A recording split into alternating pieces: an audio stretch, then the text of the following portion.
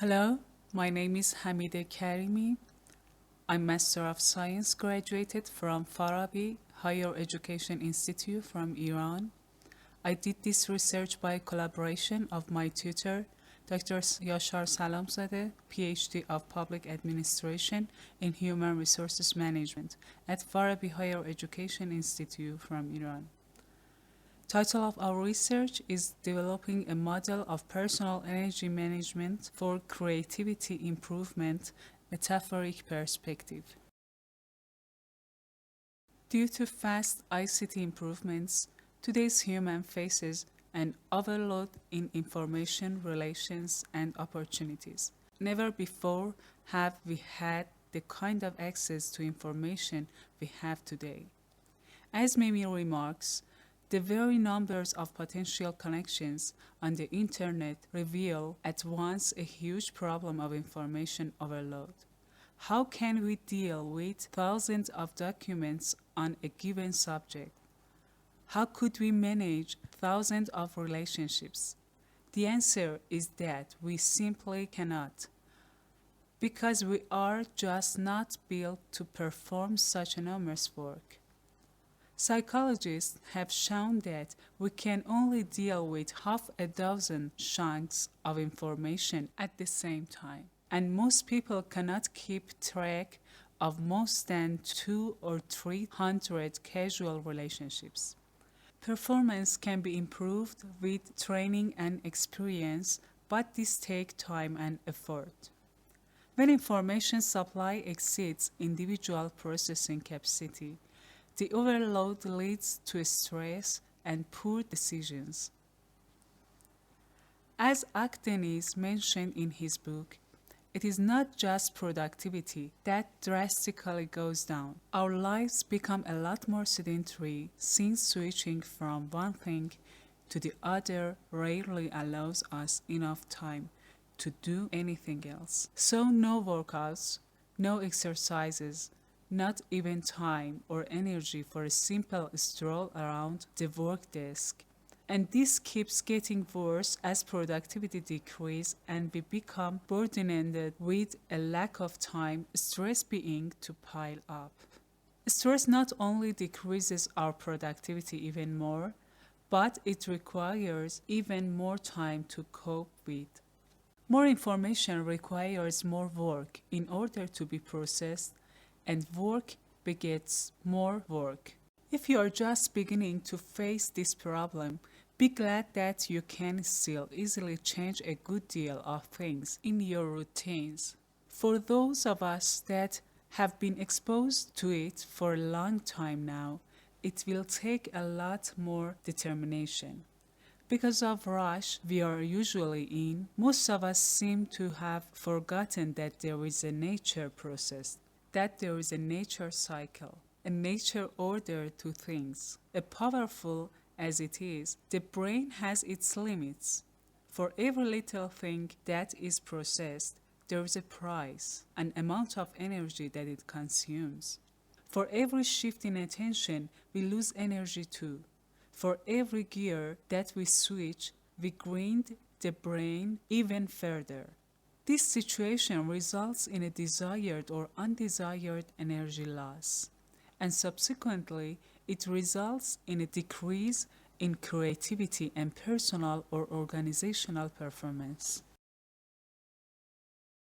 As we can't change the circumstances and contextual factors of today's environment, we have decided to present a model for personal energy management in order to control this energy loss, in which it may result in an opportunity to spend this valuable energy on creativity performance of employees. As Schwartz and Lohr mentioned in their article, the path to power, productivity, success, and satisfaction is energy management, the strategy of full engagement. With full engagement, you will spring out of bed in the morning, champing at the bit to get to work, upbeat and positive. When you leave the office in the evening, you will look forward to going home and spending the evening with the important people in your life, or what the heck, maybe hanging out and having fun alone. You will be creative, contented, challenged, and fun. If you are a manager, your employees will be delighted to follow you because you will show them the road to full engagement and help them to align their individual goals and aspirations with those of your organization. Shippers and Huggins remark energetic employees are imperative for an organization's success. When there is a high energy level within an organization, everything seems to happen more easily. Employees stimulate each other by continuously giving that extra bit of effort. And of course, this is also positive for the organization. Dutton argues, thus within the work context, human energy is a fuel that helps organizations run successfully. Therefore, it is an important but limited source that can be replenished and that fosters high performance in employees and organizations. Human energy can be seen as a source that helps people regulate their behaviors and emotions in compliance with organizational or group norms and expectations. However, this energy resource is limited and can be depleted over time due to work demands. Like a battery, human energy can be depleted over the course of the day. Thus, employees need to find ways to deplete their energy on a regular basis. Creativity is a competitive advantage for almost all organizations. With energy management, we can better do investment in savings of employees' personal energy instead of losing this precious source of energy which can be used in any organizational projects and increase their creativity.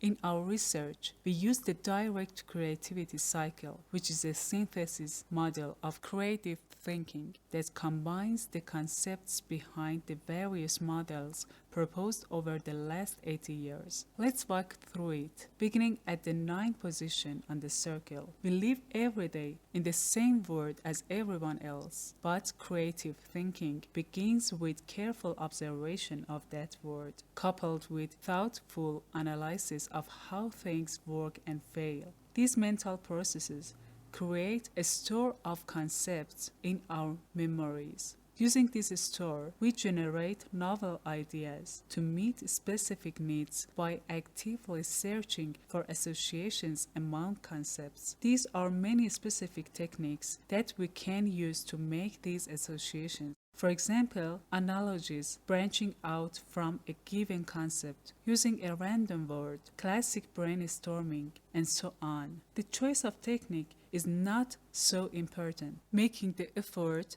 to actively search for associations is what is key. Seeking the balance between satisfying and premature judgment, we harvest and further enhance our ideas before we subject them to a final practical evaluation. But it is not enough just to have creative thoughts. Ideas have no value until we put in the work to implement them. Every new idea that is put into practice changes the world we live in, which restarts the cycle of observation and analysis. For as much as energy and energy flow is not completely sensible and tangible in everyday life, and we usually feel it by its effects on ourselves. In this research, we have used the money metaphor as most similar external symbol of personal energy. A metaphor is not merely an expressive device, but an integral part of the function of language as a definer of reality, as well as a reflector of reality. A metaphor is a comparison which imaginatively compares one thing with another dissimilar thing and transfers or ascribes to the first thing some of the qualities of the second. Typical for a metaphor is that one thing is like to another dissimilar thing, not using like, as, than, etc. Management metaphors are used often by managers to communicate and clarify the meaning of complex things or concepts such as a strategy, a strategic vision, a mission statement, and, last but not least, a management method of philosophy. Below some examples of frequently used metaphors in management. Metaphors for managers such as he is architect of this plan, or she is a rising star. Metaphors for organizations such as this organization is a well-oiled machine, a hub, a chain, a network, a parent company, or a business incubator. Metaphors for concepts or methods, such as Porter's diamond model or Proudhon's bottom of the pyramid. Metaphors are extremely powerful communication mechanisms, and their relevance in management, the media, and society as a whole can hardly be overestimated.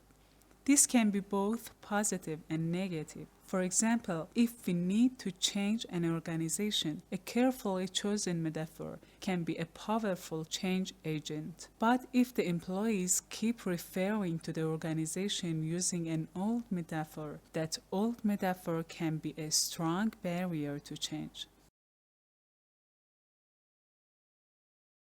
This research, using a systematic approach, shows that there is lots of similarities between energy and money, and we can use this similarity as a model to make personal energy management activities more tangible. As Hamideh mentioned in her book, money touches almost every aspect of living: work, leisure time, creative activities, home, family, and spiritual pursuits. Everything we do and dream of is affected by our relationship with this powerful form of energy.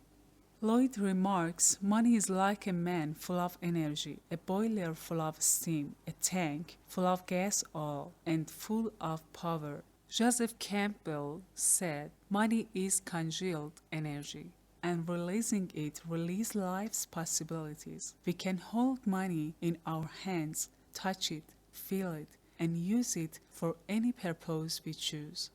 Money, just as energy, doesn't disappear in any act of transformation. It only changes its form or passes from one owner to another.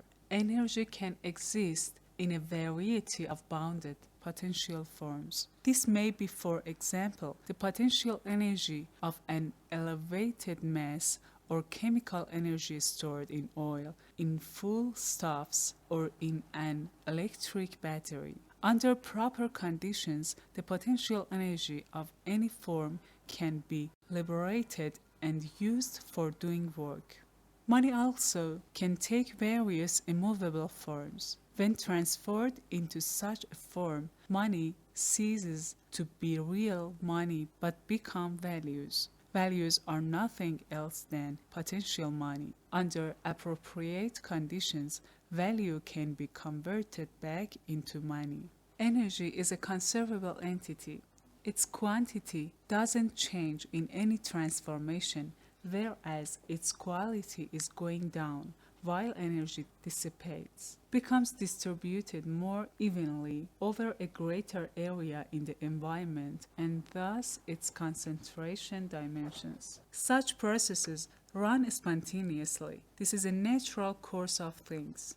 As a result of such processes, entropy increases, whereas the capability of energy to do work correspondingly decreases. An ability to dissipate is also peculiar to money. No one seems to have any doubt about it. The dissipation of money, just as energy dissipation, proceeds spontaneously.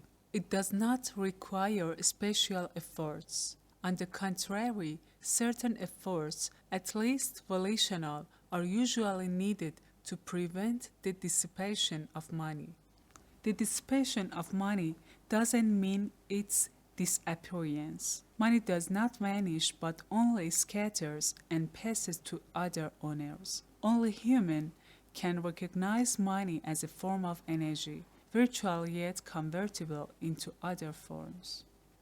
Conceptualizing this metaphor will result to better investment and savings of employees' personal energy, instead of losing this precious source of energy which can be used in any other projects. As I mentioned before, our research using a systematic approach shows that there is lots of similarities between personal energy management cycle and money management cycle, and we can use these similarities as a model for personal energy management activities, and this framework can result to related solutions. Conceptualizing this metaphor will result to better investment and saving of employees' personal energy instead of losing this precious source of energy which can be used in any organizational projects. Our model can be used as a basic toolkit in order to make the personal energy cycle a more tangible issue in an organizational perspective. On the other hand, Schurz and McCarthy recommend these practices for renewing four dimensions of personal energy as below: physical energy, emotional energy, mental energy, spiritual energy.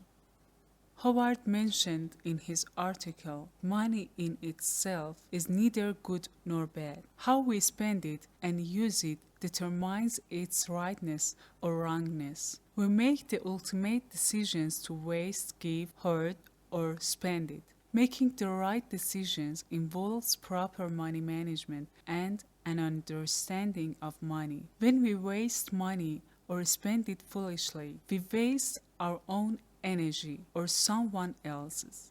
Would we be so foolish after hard months of labor to put all the money we earned into a stove and burn it? Yet this is an accurate picture of our waste. Money must be under control, properly directed, and the on and off switch operational if it is to work for you. Money cycle consists of receivable and income, expenses, saving and investment, donation to charity. We have receivable and income, which is what we earn. We have expenses, or what we spend, whether on a regular basis or as one-time expenditures. We may sometimes waste our money in different ways, not consciously, of course, but by one or more of these surefire money-wasting methods, such as buy what you don't need, or buy the top price, or pay more than you have to. We have saving and do investment, part of our money, for different purposes, and also we donate part of our income to charities. As we can see in a table, like money flow through four dimensions of energy level, we produce and receive energy. We use part of it for our daily activities. Sometimes we consciously or unconsciously, we may waste and lose our energy. Also, same as money, we can save it or invest it on something. Even we can donate it to others. For example, in physical energy level, taking brief but regular breaks away from your desk can save your energy. Or in mental energy level, learning skills is like an investment. Our model, as shown below, consists of two dimensions. The first one is PEM using a money metaphor, and the second one is the creativity cycle. This model is our base for hypothesis tests and developing a toolkit, as I will explain in next slide.